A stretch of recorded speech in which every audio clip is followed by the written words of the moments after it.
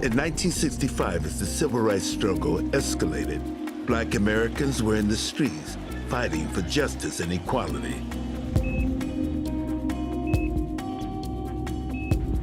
They were being attacked and killed. But a different kind of violence was taking thousands of Black lives every year. Segregated medical care was a brutal reality for Black Americans. Negroes had one ward. If you were dying from cancer, if you were there to have a baby or whatever, you're on the same ward. Everything was segregated, not just the hospitals, but physicians' practices. I was the only Black pediatrician in the entire state. People were dying as a result of that segregated system. The 1964 Civil Rights Act tied federal funds to desegregation. Now Medicare, with its promise of federal funds, created an opportunity to end the shocking inequalities in medical care.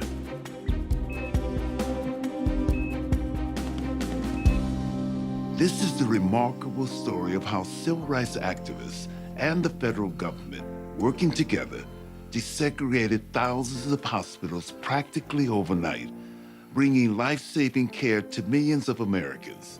This little-known story reveals the role of countless people who never took center stage, but whose shoulders we stand on.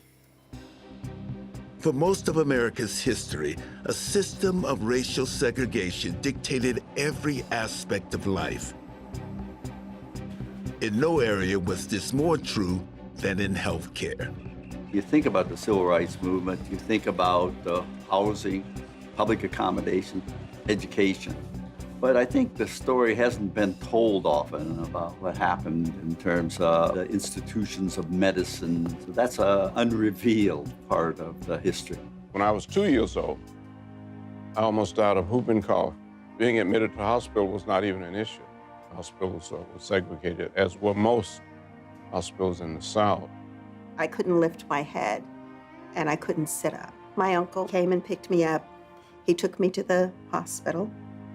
And the hospital said, we don't know what this is, but we're not going to take a Black child that we don't know what it is. Living was separate and unequal. So that made some individuals and communities sicker than others in the first place. But then once you got sicker, then access to the healthcare system was also unequal.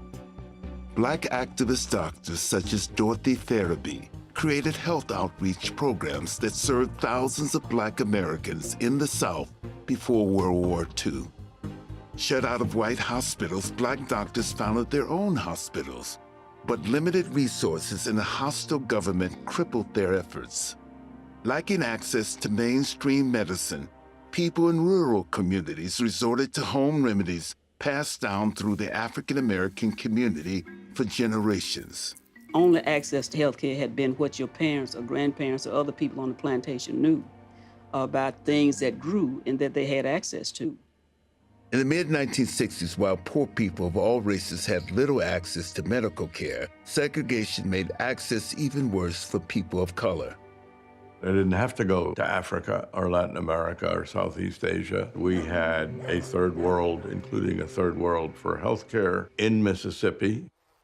People who lack food and clothing and shelter, no protected water supplies, having to haul clean water from 5 or 10 miles away, disease, malnutrition, suffering, and their combinations were rampant. This was a population that had no medical care practically, and many who had never seen a physician before in their life. Women who had 8 children but had never seen a physician. The system was a feudal system. You would get permission from the person that owned the plantation, and they would give you a note that you could go to the doctor. A lot of hypertension, and people assumed it was a birthright. My mama had it, so they just sort of waited for it to attack and waited to have the strokes and everything. These were reasons that life expectancy was so short for Blacks in Mississippi, that infant mortality was so high. In both the North and South, Black babies died at twice the rate of white babies. 30 to 40% of live births was at home, sometimes not only at homes, but in the cotton field. We didn't have a nursery. And we just took drawers out of cabinets and put babies in them, you know, and we could put those right by the mother's bed so that we didn't lose any babies or anything. There was just a little broom closet where they would stick a bassinet and you had to go and check on your own baby. They would tell fathers of newborns that they couldn't have their wife and baby back until they paid a certain amount of money. It was a $125 bill. And I said, I don't have $125. And the lady said, well, we'll just have to keep the baby. And I thought, that's excellent.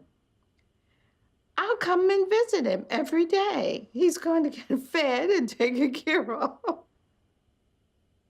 In our town, we could not use the hospital. It's called Parkview Hospital. Well, her final pregnancy, my mom was going to need a C-section. The baby was big. Dad went to the administrator at the hospital to say, could she please be delivered there? And they refused. She went into labor. They couldn't get her to the colored ward, so they delivered her at home. And my brother, I'm gonna have a hard time with this. My brother sustained a stroke because of it. That moment is why I'm a physician. It also was the defining moment for me about what disparities really were. Disparities between Black and white Americans were legally validated by an 1896 Supreme Court ruling that segregation was constitutional as long as the races were kept separate but equal, and they were separate but never equal. Everything was black and white. There was a black section and a white section. Cafeterias, the hospital waiting area, the rooms, the beds, and everything were in separate parts of the hospital. Everything was inferior on the Black side, from equipment to the blankets to the room to the painting. It was just clear. Everyone was on one floor, no matter what you had. A baby, TV, or whatever. Every time you went into a hospital that was segregated, it was saying to you that your life as a Black person is not worth as much as a white life. You didn't give them titles like Mr. or Mrs.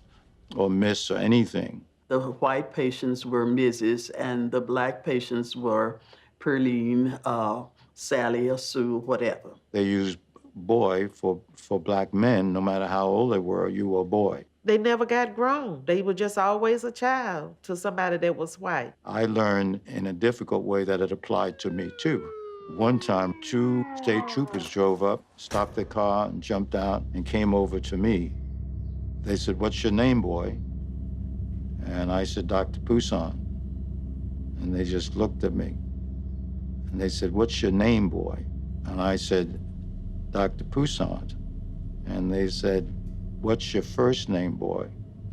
And at that point, one of the policemen put his hand on his gun. My secretary was trembling, and she yanked my arm. She knew the system, and she felt that the next step was that they were going to hit me. And she was probably right. And so I told him, "Alvin." He said, "Good."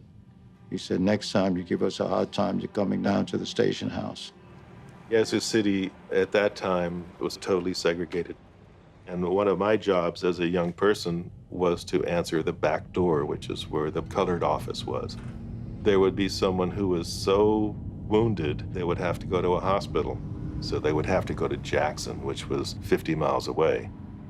People routinely died on the trip to Jackson because there was no hospital in Yazoo City that would take Blacks. Segregation made it difficult even to get to the hospital. White-operated ambulances would not pick up Black patients. They had to use hearses.